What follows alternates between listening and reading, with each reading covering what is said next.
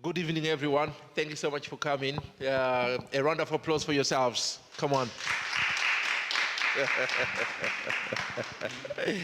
And one big round of applause for the man of the moment.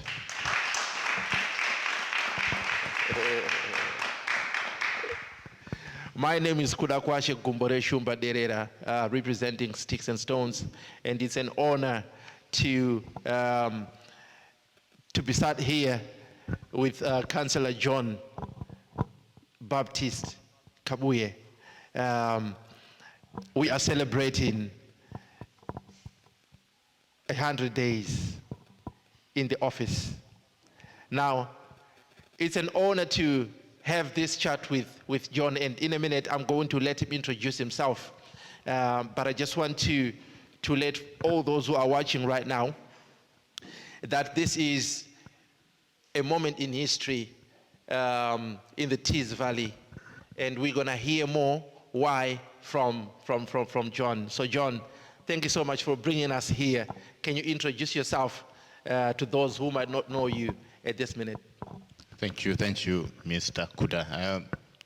Thank you for coming. It's great to see many of you in your capacity. My name is John Baptist Kabuye. I am the first black councillor in Teesside. Wow. We are going to come back to that thought, but please go ahead.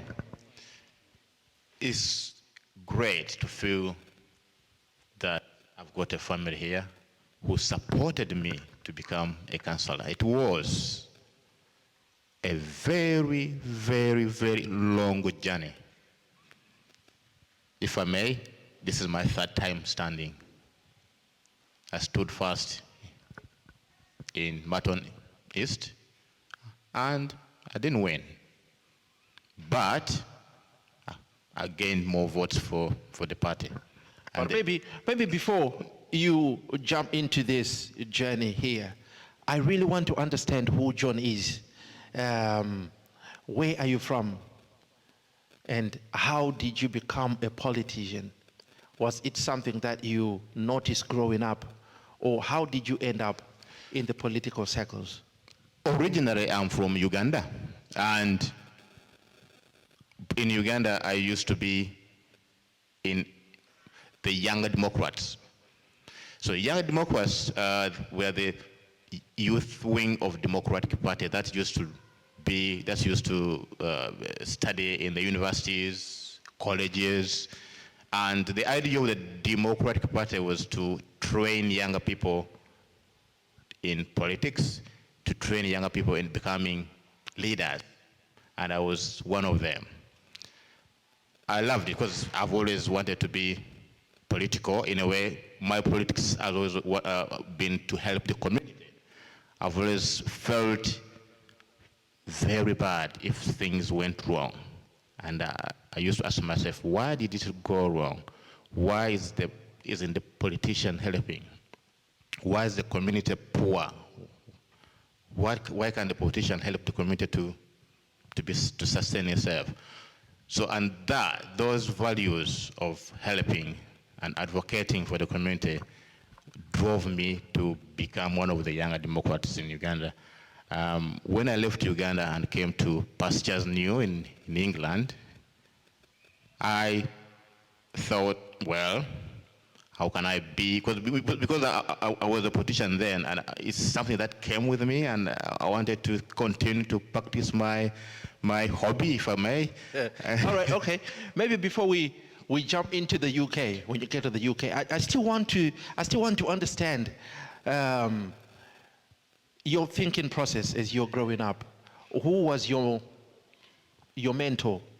Who was your idol? Who did you look up to as a politician to feed or to inspire you to try to be someone different and to change the state of your community? Yeah, you'd be surprised that when I was growing up, in 1986, we had an intern war in Uganda. Then we had President Museveni coming to power. He was, then, without going into details where he is now, he gave me the zeal to become a leader. When it was talking about implementing the 10-point program of helping the country to sustain itself, to be economically sustainable, to be rich, it was good, and I loved him. And I said, I need to be like him. So whatever I did then was great, and I looked up to him. If anything, if I could say, Museveni was one of my models. But also, because I was part of the Democratic Party, there used to be a man called, he's dead now, Dr. Paul Kawanga Semogerere. He was the president of the Democratic Party. Who was always, the way when you ask him a question, he could think, the way he answered questions with being thoughtful and calm. You couldn't get annoyed, however much you tried to annoy him. So I looked up to him as well and I said, oh yeah, I need to be like this man. And he was always looking at how to support, how to help the community to be better. Okay, good. Now coming across, you moved to the UK. How easy was it for you to get into that political space, coming from Africa, coming from Uganda, with politics flowing in your blood? Yeah. How easy was it to get into the mainstream politics here in the UK? Very difficult. If I can remember properly, when I looked at, at one point looked at the website of who is the councillor in Middlesbrough, and I looked at the names and faces, and I said, how come I don't see any that looks like me? So why? So because I was politically positive, and I said, which party should I join? And then I decided to join a certain party. Because I've always wanted to be in a family of parties. Because I was in a party in Uganda, and I wanted to be in a party here in the UK. So I applied, just like any other person, to join the party. Just as a normal member? Just a normal member, yeah. And I was accepted, so they started calling me to go in the meetings. So I became active. I started joining them in campaigning, and yes, it wasn't easy because it would, all the time then it would be like only me as a black person in a group of other people. But because I'm always positive, I'm always thinking how I can help the community, that didn't scare me at all. So I was being there all the time. So, of course, time came when we needed to get candidates to stand in the local election. That was 8 years ago. I said in my heart, I thought, well, I think I can do this. I applied because I was just able to apply to fill in a form, apply and send you. Yeah, when I applied, I was called for an interview. I was saying, oh wow, I think this can work. Let me go there. Yeah, but then I was interviewed. I was just starting. Then I met my friend now, Councillor Alma, who was among the panel. Okay. Yeah, and Councillor Alma told me, I've been from Uganda as well. And I said, oh wow. Then yeah, so then we started talking. So she started telling me, you can do it. Just be yourself. Don't do that. Yeah, I was given a slot to stand in Marton East. Normally with the way the things work, when you were a new person in politics or standing for election, they give you a slot which they know you will never win. But sometimes they want to test you to see how you can campaign. Yeah. Okay. Yeah. It's very difficult to give you an easy to win, because they're easy to win. Okay, so positions. So which ward or which constituency? So that was Marton East, Marton East. which is Redcan Cleveland constituency.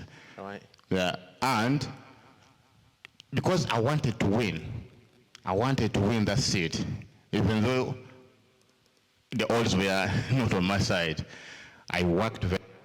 When you say the odds were against you, what do you mean? First of all, it is a difficult ward to win for my party, because normally they've been electing independents all the way. Okay. But another odd to win was that the black person to stand in predominantly white person's ward. Okay. I wasn't sure about that, but I tried my best. And I walked all the ward, to be honest. I walked everywhere, and I put my leaflet in each and every house. And at one point, I got a phone call from Matthew Story. He told me, John, I've had somebody called me that they were just seeing your leaflet, and they are surprised that a leaflet of yours can be in the house. And I said, wow, okay, that's good. So I ended up in that election. I ended up getting 800 votes. 800 votes. 800 votes. And that was the first time. Wow. So, and then my people in the party started looking at me saying, oh, I think you guys, you can win. But I think it's because I was confident that I want to win, even though it would have been difficult to win. But I was bang on the thing. I need to reach each and every house. And I think I told my friends that each and every house should have my photo in there. Now, so you got 800 votes. That was a very good number for someone who was campaigning for the first time on the scene. So even though you lost, what was the biggest win for you to me, the biggest campaign? Yeah, because the biggest win, of course, when I looked at the numbers, I became confident that I think I can win. And I was told that next time, we shall see if we can get you to somewhere to be easier to win.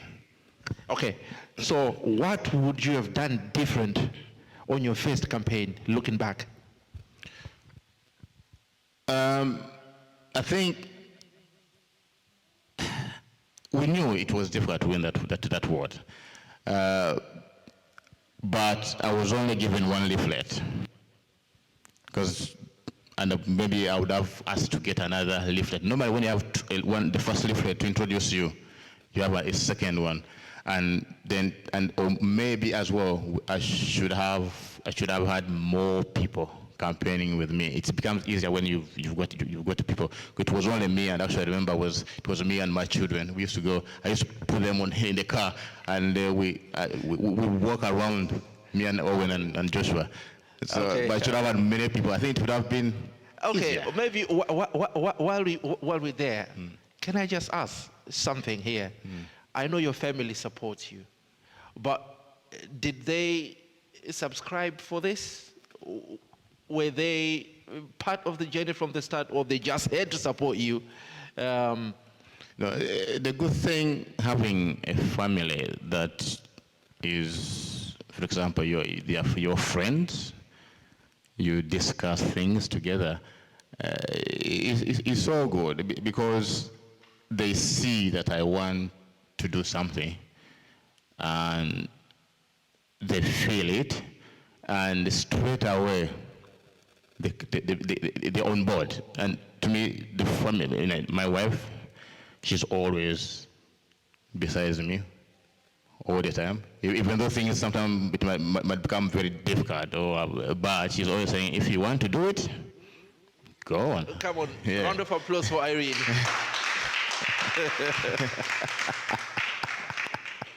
We'll come back to that. Yeah. Now, you lost your first campaign. Yeah. What made you to want to come again and campaign for the second time?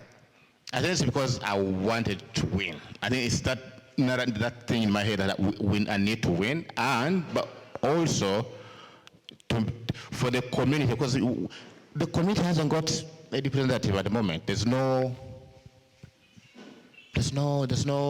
black councillor at all in Middlesbrough. And yes, we can ask for things, we can advocate for things, but sometimes you need somebody to be there to act as a go-between. And to me, that kept ringing in my head that I need at least to be there to help the community. Okay, can I just ask there? And please, if you have questions, just raise your hand, and you can also be part of this conversation. Now, you said you were the only black person campaigning. Did you see that there was a gap between the black community and the politics of the day, that you felt you wanted to cover that gap, or maybe there are certain voices that were not heard within the community? Why did you see yourself as carrying the voice of the community at that point? For sure, I saw there were gaps, and I saw that the information, the knowledge, the experience, what community wants is not taken seriously, because they might look at as, you're just an advocate, you're just a campaigner, you're just an agitated person. So, and I thought we need to be part of this, and because there was no black councillor in Middlesbrough, they used to take the vote for granted. Yeah, we've got a block. I'm looking at maybe 15% of the voters in Middlesbrough are black. The politicians used to think they would vote for us anyway, or they won't vote for us. And to me, I also wanted to make sure that the black vote that is here is registered to vote, because for some reason we are here but we don't vote. And one of the reasons was, do we have anybody that looks like us? Anyway, why should we bother voting? And one of the lines that I was talking about was, you want me to win? You need to vote. Others, if you don't vote, I won't win. So in that way, I think we're encouraging people to use their civic rights to vote. Okay. So, yeah. So you were a bit experienced now, and your face was a bit familiar on your second campaign. How did you do on your second campaign? Second campaign, I was sure that we were going to win. It was because it's my ward. I live there, I stay there, and it's an easy to win. Which ward was that? Newport ward. But I think the challenge you had in that election was the Brexit thing, the Brexit talking point. Yeah, the residents were being fed out of information that they thought maybe it wasn't the right time to vote a black person. Okay. Yeah. I know at that time the Brexit issue was centered mainly on immigration. Yeah. Do you think it worked against you, as you say? For sure, because I only lost by 40 votes, if I can remember properly, 40 votes. I was close. Really? Very close. And the turnout was very low, because the person who won got 500 votes. I got 300 or something. So the Brexit put people away from voting, and those who voted were those who were agitating to leave, and they couldn't vote. I couldn't see them voting me at all, to be honest. Yeah, no. Okay, so even though you lost, what was your biggest win the second time around? Yeah, I think, the name, I think I got to be known more, and I learned that in order to be known more, you need to work more for the community. To me, working for the community is is one of the wins that I got, because I learned that I needed to do more. Anyway, that's why I opened up an organization to work for the community, to make sure that for the community to know that I just don't want their votes. I want their votes to help them. Okay. Yeah. Right. So now that you mentioned Ubuntu, can you briefly explain to us what Ubuntu is and why you started it? Yeah. Ubuntu is an organization that me and my wife founded, and other friends of ours. It came on a backdrop of people looking for services, people wanting to go or to gain something, but people feeling that they're not confident enough to ask for what's available for them. And me and my wife thought that if we need to help people, we can help them on an individual basis, but sometimes we need to formalize things. Okay.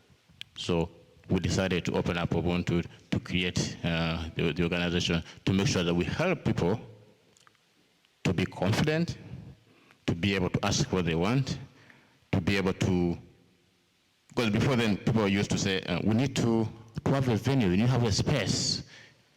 And we said, that's why we always wanted to have a center in the world. Whatever we did, we said we need to have a space somewhere where people can come and talk to us without feeling intimidated. Yeah, because I've had stories where people have knocked on the door, and they were asked, which is normal here, to say, hey, can we help you? Whereas some of us think, oh, we need to have that kind of easy way of saying, oh, hell, what's your problem? How are things? We have to start small. But that's our culture, that we need to put people at ease in order to get help. So before we jump into your 100 days now, how important do you think Ubuntu Center helped you to campaign, in your campaign? Ubuntu is an organization that should not be political, if anything. And I didn't use it for political purpose, for sure. But to be honest, what we did to the community, how we helped the community, the news coverage and all that, yes, in a good way, it made my name easier to understand and to connect to. But I wouldn't say that it was just Ubuntu. It was everything that I've been doing. Being a teacher, being a lecturer, being a parent governor, being everything. So all that helped my name to be heard, to be known. And I think that's what we want. So sometimes I look at Ubuntu and I'm saying, what Ubuntu does more or less like what the councillor does, because there are things that people come to Ubuntu and say, I need my rubbish collected. And I'm saying, okay. Before I used to call a councillor to do it, but now I just do it myself. That's how I think the complement to the Ubuntu and the councillorship complements each other, but Ubuntu's not there for political reason. No. But so, the third time around, you managed to break the records and you won. And you became the first black councillor in the whole of the Teesside. How did that make you feel? Very excited. Very, very uplifting for the community. I thought the community was the winner there because we worked very hard with the community. We walked miles with these wonderful people there to campaign for me. And I think they felt very happy that we won. It's them that won, not me. Okay, so on your final push, when you won, you had a team and you had a strategy. How different was it from the first time that you started this journey when you win? What strategy did you use, and what made you get that urge, do you think? I think the strategy was to use the community. When I first stood, I think I didn't have the community with me. It was me and my children. No, the second time, I kind of followed the party line of how to do things. But this time around, we had to do things differently. And I think I remember going to Benny and we say we need to enlighten, we need to make people aware of how to vote. As I realized that we have a vote that is not educated on how to do things. So my strategy was to make sure that they get to know their rights. And we walked miles and miles. We organized a lot of many workshops and venues for people to vote. And that vote, I must even say that we wouldn't even have the mayor we have now if we didn't work hard. Because it's only 700 votes, about 800 votes between the two. And I'm looking at that 800 vote. I think we added almost 2,000 votes on that. Yeah. So he's there because of our vote. The strategy was different this time around. Okay, so when someone is campaigning to be in office, there are some things that you promise people, okay? I'm not going to ask you about what your party was promising people. I want to understand more what you were promising people in your ward before you win. So what were the points or your manifesto? What were you promising the people before they voted for you? Yeah, in my ward, I think what is needed here is visibility. Councillors that are available. Okay, so visibility number one. Yeah, and of course we've got issues with the cleanliness, tightness, because we've got issues with alleys that are being littered and all that. So they needed a councillor who will be on top of that, making sure you see it, report it. Okay. Of course, that one's so difficult because at the moment I'm working on a campaign on how people should start looking after themselves instead of us cleaning up. People should be cleaning up. Anyway, that's another strategy. So another one was to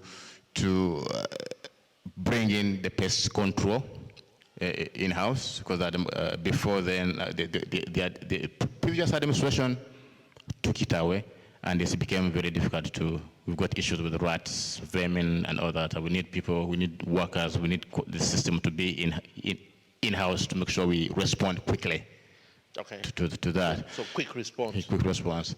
And also making sure that the youth, because I look at our younger people, they need venues, they need places where they can go and learn. At the moment we don't have any, and if we've got links, that's doing wonders, but I think we need more.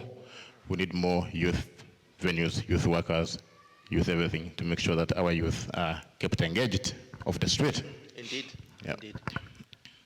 Yeah. And that was for the ward. But for me, I had my own manifesto in my head. Okay. That I wanted to, first of all was to be a voice. I wanted the community to have a voice, to have someone that looks like them, someone that can influence.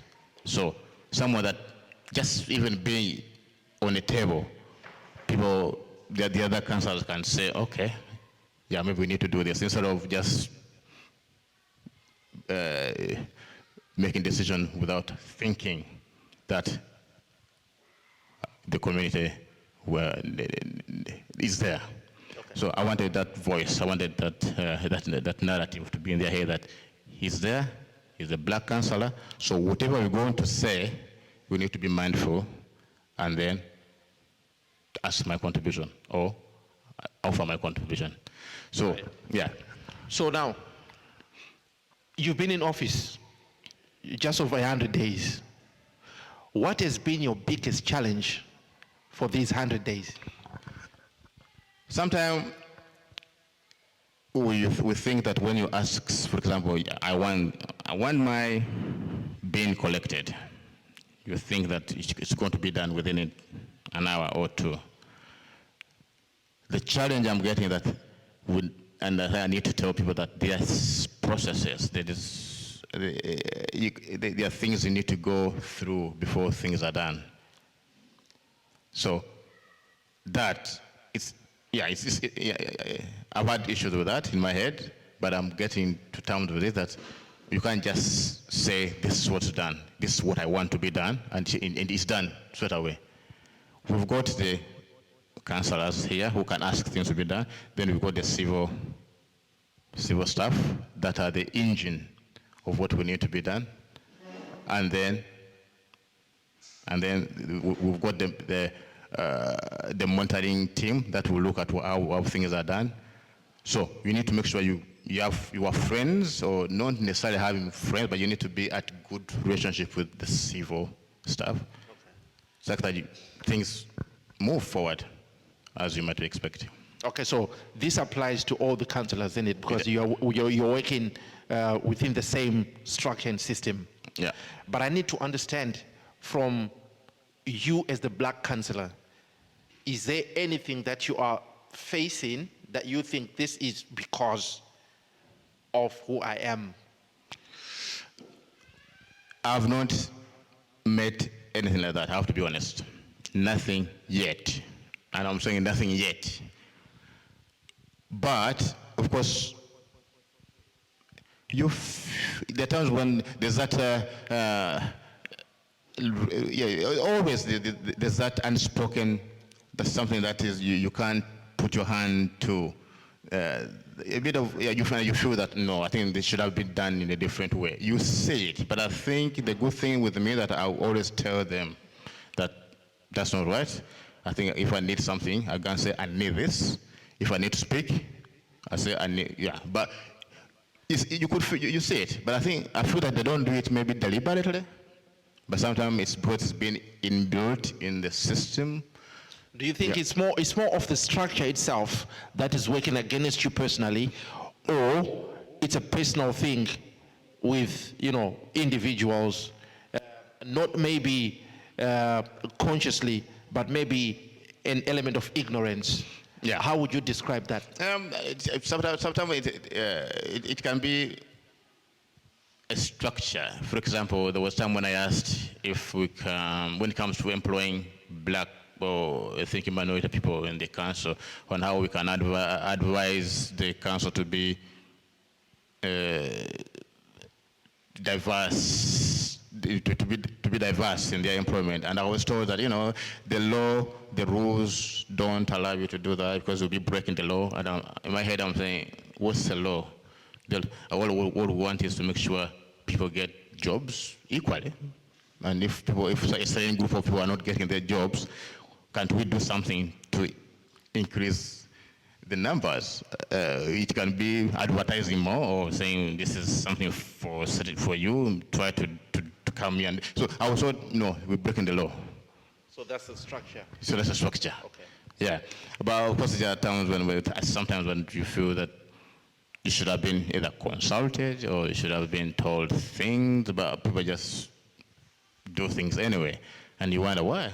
Why didn't I know things? So, yeah, but sometimes they do, they don't see you there sometimes, even though you were there. Okay. Yeah. So, but again, it's us to say, I'm here. Speak up. So it's what I normally do. I'm here, and I speak up. All right, good. So, or maybe lastly, before we move on into opening it up for our audience here, to also ask you, looking back at these 100 days, what is your proudest achievement so far in office?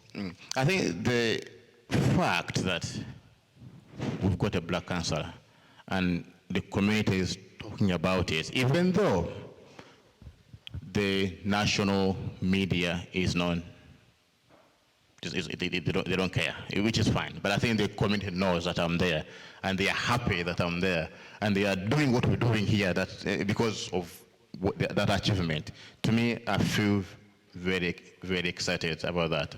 And I hope this won't stop here. We need more. I don't need to be only one, because there are times when I feel like, oh, it's only me. It's only me, and I deflate a bit, because I should talk to someone around me saying, what's the strategy now? What can we do? But it was only me, so sometimes I wonder who to talk to. I'm not sure. But yes, that has been the cornerstone of my achievement, that the community is feeling happy. And the information I'm learning at the moment, there's a lot we learn through the committees that I feel that will help the community, because I'm gathering an encyclopedia of info that will help us to be successful. Because sometimes we do things out of ignorance, but at least we're going to have, I'm planning to start something of making people be aware of what to expect if they want to get something, if they want to learn. So that knowledge I'm learning, I want to bring it back to the community. Good. Yeah. Good. Round of applause, please. Okay, good. Now I'm going to open this to our audience. Should you have any question, can I get an assistant, please? If I can have an assistant who can be moving about with the mic.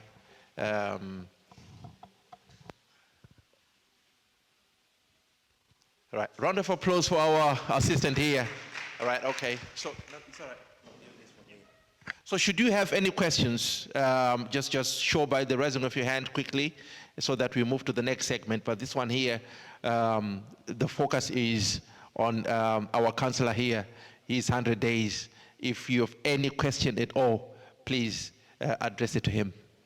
Thank you so much, our assistant.